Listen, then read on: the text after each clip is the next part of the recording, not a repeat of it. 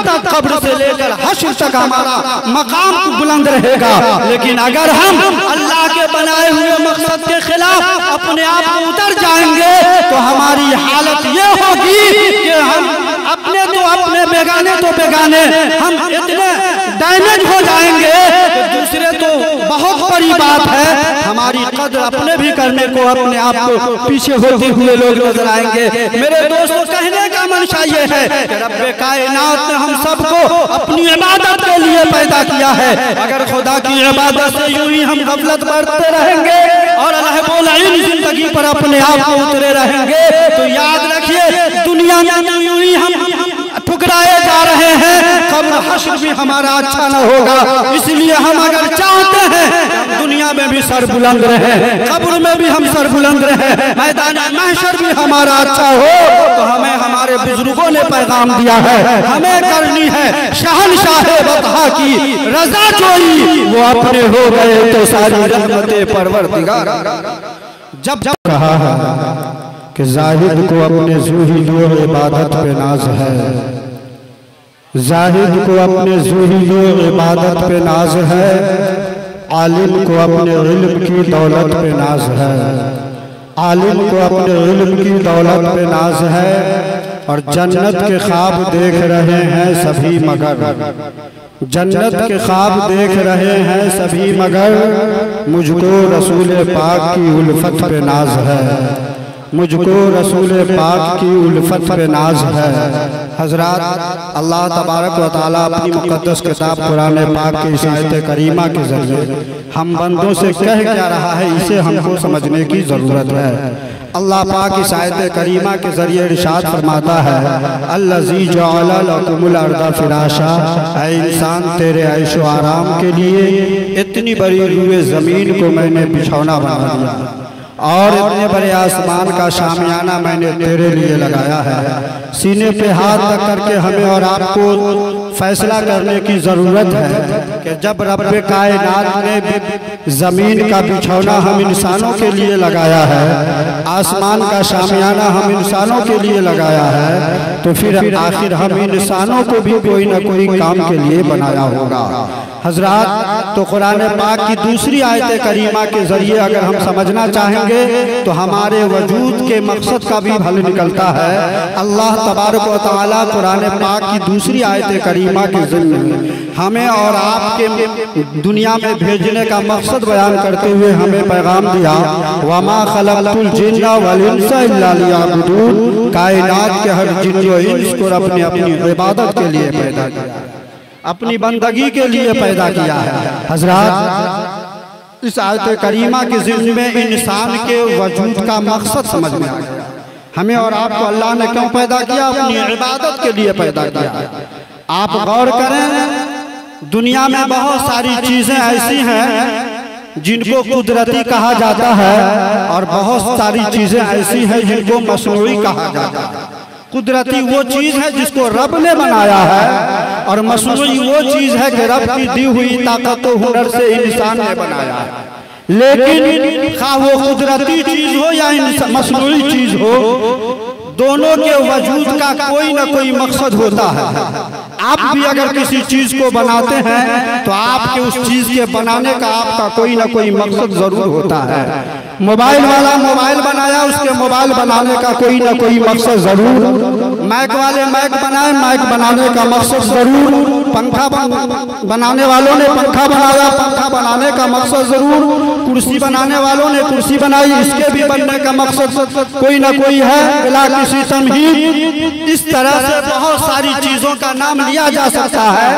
आप ये समझें कि अगर हम और आप जिस चीज को बनाते हैं और जिस काम के लिए बनाते हैं, वो चीज जिस मकसद के तहत हम बनाते हैं, उस मकसद में अगर ठीक ठाक रहता है तो हम उसे महबूब नजरों से देखा करते हैं, प्यार से देखा करते हैं, मोहब्बत से देखा करते हैं, उसे अच्छी जगह दिया करते हैं। बिला किसी तमीज समझे हम जिस चीज को बनाते हैं, जिस काम के लिए, अगर उस काम के लायक जब तक वो चीज रहती है, उस वक्त तक हमारे नजरों निगाह में वो चीज महबूब रहती है, प्यारी रहती है।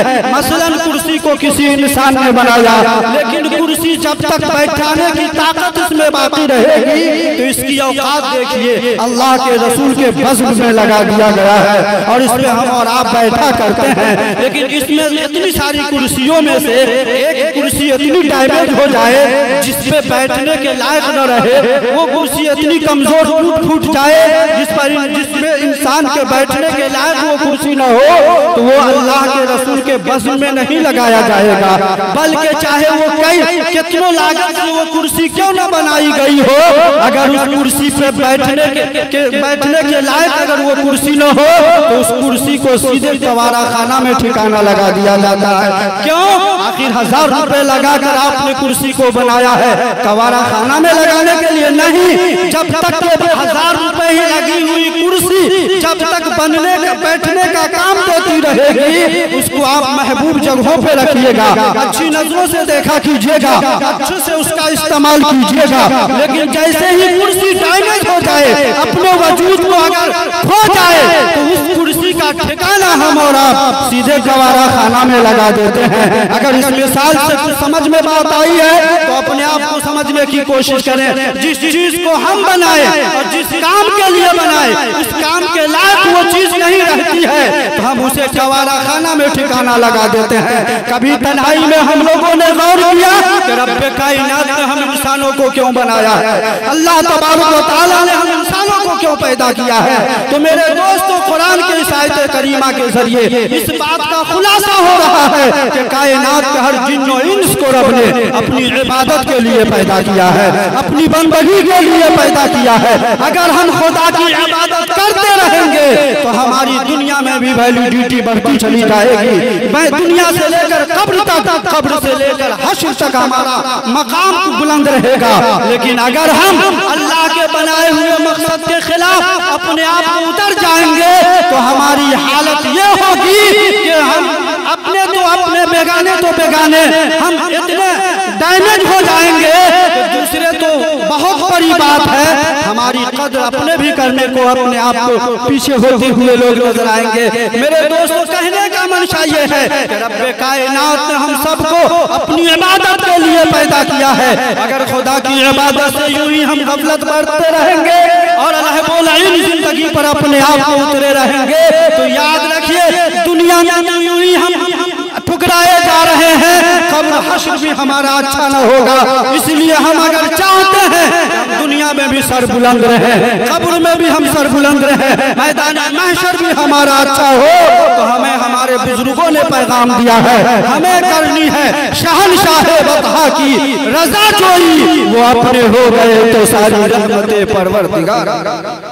जब तक कि हम अपने आप को मुस्तफा जाने रहमत सल्लल्लाहु ताला अलैहि वसल्लम के उसवे असला पर मुकम्मल गामजन नहीं होंगे, उस वक्त तक न हम दुनिया में वकार मर्तबा पा सकते हैं, न हम कब्र से हश्र तक हमारी कोई वैलिडिटी बाकी रह जाएगी। इसलिए जरूरी इस बात की है कि हमें और आपको मुस्तफा जाने रहमत सल्लल्लाहु ताला अलैहि वसल्लम के उसवे असला पर कायम रहना पड़ेगा। जब हम मुस्तफा जाने रहमत सल्लल्लाहु ताला वसल्लम के उसवे हसना पर अपने आप को कायम रहेंगे तो याद रखिए जन्नती होने के लिए मदीने की मौत शर्त नहीं है, जन्नती होने के लिए ईमान की मौत।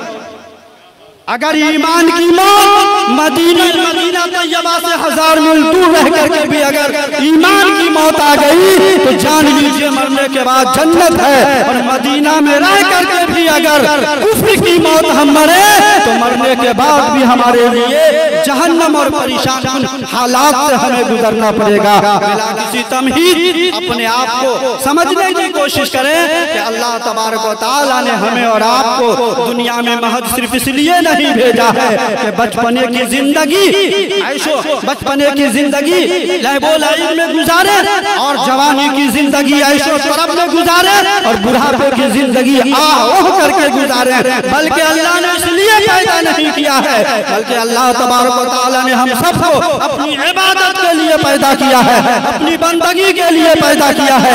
जब हम खुदा की इबादत और बंदगी पर कायम हो जाएंगे तो अल्लाह तबारक व तआला तौहीद मिल्लत की तरह हमारे नाम को सरबुलंद। हज़रात, इसलिए अगर हम चाहते हैं और एक बात और जान लीजिए जल्दी से कि होता क्या है, हर चीज की वैलिडिटी उसके लागत के हिसाब से हुआ करता है। 1 किलो का लोटा इंसान खरीदता है 100 रुपए में, और रात के मरहले में अगर दरवाजे पर छोड़कर सो जाए तो इतनी बेचैनी नहीं होगी। वजन तो 1 किलो जरूर है, मगर लागत उसमें सिर्फ 100 रुपए इस महंगाई दौर में। आराम से ठाठ से आप सो जाइएगा, अब चैन की नींद सो जाइएगा। लेकिन अगर भूले से 50 ग्राम का सोना इस महंगाई दौर में अगर आंगन में छूट जाए और रात में अगर आपको याद पड़ जाए 12 बजे रात में, तो आपको याद पड़ जाए तो बेचैनी बढ़ जाएगी। नींद किसको आता है 12 बजे रात में? नींद बिस्तर को छोड़कर 50 ग्राम के सोने के लिए, 50 ग्राम के सोने के जेवर को तलाशने के लिए हम आंगन में निकल जाएंगे। मिल जाता है तो ज़हे नसीब, वरना हम परेशान हो जाएंगे। और 12 बजे रात के बाद सिर्फ 50 ग्राम का सोना गुम हो जाने की वजह से बाद उसके हमें नींद नहीं आएगी। सुबह को खाना अच्छा नहीं लगेगा, दाना अच्छा नहीं लगेगा, पानी अच्छा नहीं लगेगा। क्यों? 50 ग्राम का सोना जेवर गुम हो गया तो हमें खाना अच्छा नहीं लग रहा है, पानी अच्छा नहीं लग रहा है, रातों दिन अच्छे नहीं लग रहे हैं। लेकिन वहीं पे 1 किलो का लोटा गुम हो गया है तो हमारे ऊपर कोई मलाल का असर नहीं आया। हम है खा पी भी रहे हैं और अपने आप को ऐशो तरफ की जिंदगी जीने पर आमादा भी किए हुए हैं। आखिर वजन के एतबार से 1 किलो, लेकिन गुम हो गया मलाल नहीं, लेकिन वजन कम है, लागत ज्यादा है, पूंजी उसमें ज्यादा लगी है, इसलिए उसके गुम होने का मलाल इंसान को ज्यादा होता है। आज दौरे हाजिर में जो हमारे और आपके माबैन उलमाए किराम चीख करके हमारी कमियों को बयान कर रहे हैं, अगर इस तरह से गफलताना जिंदगी जीने के आदी बने रहे तो दुनिया में भी मारे और काटे जाएंगे। कब्र से लेकर हश्र तक हमारा अंजाम अच्छा नहीं होगा। उलमा आए दिन हमें बता रहे हैं, लेकिन हमारे सरों पे जू तक नहीं रेंगने का नाम ले रहा है। आखिर क्यों? महज सिर्फ इसलिए कि ईमान की दौलत जो ईमान वाले को मिली है, ये फ्री में दौरे हाजिर के भी मुसलमानों को ईमान की दौलत रब ने अपने फजल से अता फरमाया। अगर इसी ईमान को हासिल करने में इस महंगाई दौर में अगर 10-20 हजार 25-50 हजार लगता तब जाके ईमान की कीमत हमें समझ में आती। आज हमें ईमान के गुम हो जाने का काम हम अंजाम दे भी देते हैं, लेकिन हमारे ऊपर असर नहीं पड़ता है, हम अफसोस नहीं करते हैं, हमारे ऊपर मलाल का कोई असर नजर नहीं आता है। क्यों? इसलिए कि ईमान की दौलत रब ने अपने फजल से फ्री में अता फरमाया। और जो चीज फ्री में मिलती है उसकी वैलिडिटी क्या लोगों के नजरों निगाह में होती है, ये कहने की जरूरत नहीं है, हर अक्लमंद खूब जानता है। मेरे दोस्तों, इसलिए हम आपकी बारगाह मोहब्बत में अर्ज करना चाहते हैं, ईमान की दौलत रब ने अपने फजल से अता फरमाई तो अल्लाह ने फरमाया, ऐ मेरे गुनहगार बंदो, ईमान की दौलत तो मैं फ्री में तुम्हें अपने फजल से दे रहा हूँ, लेकिन ईमान की तवानाई के लिए, ईमान की सलामती के लिए, ईमान को बचाने के लिए तुम्हारे ऊपर 2 जिम्मेदारियां दे रहा हूं। अगर इन 2 जिम्मेदारियों को अपने जिंदगी में कायम रखोगे तो तेरा ईमान मरते दम तक सलामत रहेगा। अगर इन 2 जिम्मेदारियों से अपने आप को गफलत बरतोगे तो जिंदगी में तुम्हारा ईमान जलकर राख हो जाएगा। मैं जानना ये चाहता हूँ कि आखिर ईमान के बचने के लिए, ईमान की सलामती के लिए रब्बे कायनात ने 2 जिम्मेदारियां क्या दी है। मेरे दोस्तों, प्यारे आका सल्लल्लाहु ताला अलैहि वसल्लम के वफा शारा अल्लाह तबारक व तआला ने ईमान की दौलत अपने फजल से फ्री में हम सबको अता करके ये फरमाया कि ईमान को बचाने के लिए तुम्हें 2 काम जिंदगी भर करते रहना होगा।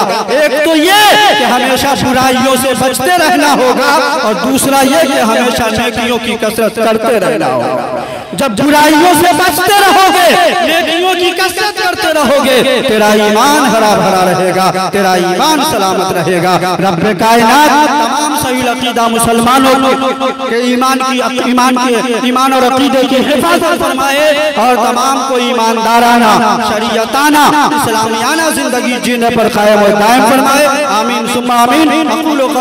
अक़ूलु क़ौली हाज़ा अस्तग़फ़िरुल्लाह रब्बी मिन कुल्लि ज़ंबि व अतूबु इलैह। सब लोग पढ़ लीजिए ला इलाहा इल्लल्लाह मुहम्मदुर रसूलुल्लाह सल्लल्लाहु अलैहि वसल्लम।